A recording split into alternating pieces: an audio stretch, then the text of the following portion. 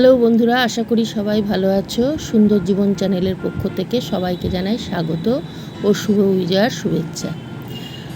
শুভ বিজয়া উপলক্ষে কিছু নাড়ু করেছি, কিন্তু নাড়ুটার ভিডিও করতে পেরেছি। এক হাতে কাজটা করেছি আর এক হাতে ভিডিও করেছি। ভিডিওটা হয়তো সম্পূর্ণ খুব একটা ভালো ওঠেনি, তাও চেষ্টা করেছি।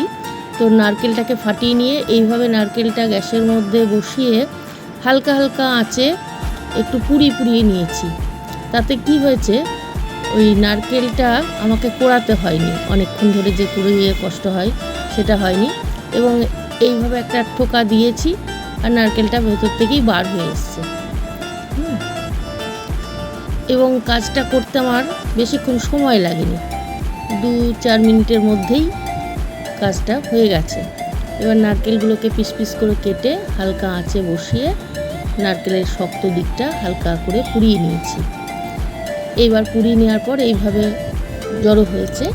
এবার আমি কি করেছি, এইগুলো এই পেছন দিকে যে কালো দাগটা থাকছে, এই যে শক্ত, এই শক্তটা আমি বটিতে করে ছাড়িয়ে নিয়েছি। এবং তারপরে আমি কি করেছি, ওই পিস পিস করে কেটে মিক্সিতে গুঁড়ো করে নিয়েছি। ঠিক মনে হচ্ছে কুড়িয়েছি, যেমন নারকেল কোড়া হয় সেরকমই লাগছে একদম এইভাবে। এবার এটার মধ্যে আমি চিনি, সেটা দেখাতে পারিনি, চিনি এবং একটু আমুল দুধ গুঁড়ো দিয়ে এটা ভালো করে মাখিয়ে নিয়েছি। মাখিয়ে নিয়ে এই যে খুব মিহি হয়ে গেছে, চিনিটা দিয়ে মাখিয়ে নিয়েছি। চিনি আর আমুল দুধ দিয়ে ভালো করে মাখিয়ে নিয়ে আমি গ্যাসে একটা কড়াইয়ের মধ্যে ঠিক অল্প আঁচে এইভাবে, দেখো ভিডিওটা ঠিক করে করতেও পারিনি, উল্টো হয়ে গেছে। এবং একজনকে ধরতে দিয়েছিলাম পরে, সে দেখো কিভাবে করেছে, ঠিক করে ধরতেও পারিনি। তো এইভাবে আস্তে আস্তে অল্প আঁচে নারকেলটাকে পাক দেওয়া, যেটা বলে নাড়ুর পাক, সেইভাবেই আস্তে আস্তে ঘুরিয়ে এটা করেছি।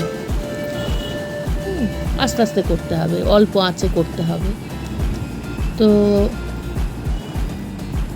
অনেকক্ষণ একটু নাড়তে হবে, যতক্ষণ না পর্যন্ত নারকেলের টান ভাবটা আসে ততক্ষণ অবধি এটা একটু নেড়ে যেতে হবে।